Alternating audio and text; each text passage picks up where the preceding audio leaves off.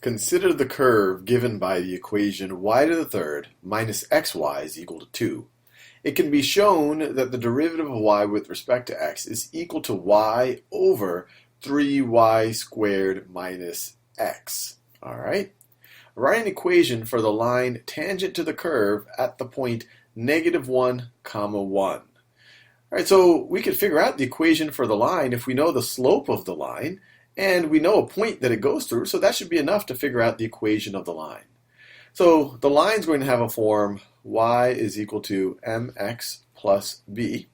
M is the slope and is going to be equal to dy dx at that point. And we know that that's going to be equal to, let's see, y is, when x is -1, y is 1. That sits on this curve.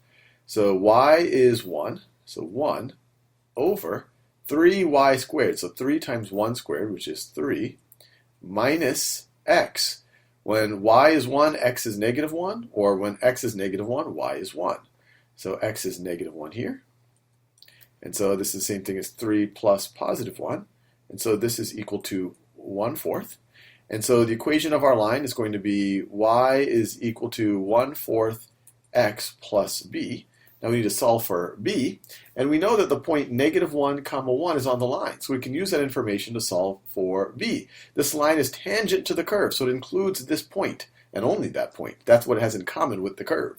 And so y is equal to 1 when x is equal to -1 plus b.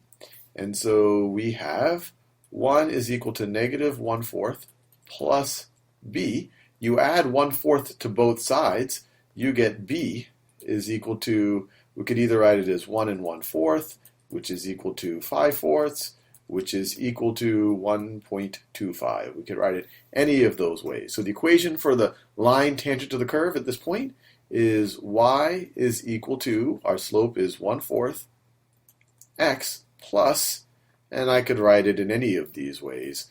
I'll write it as plus 5/4. And we're done, at least with that part of the problem.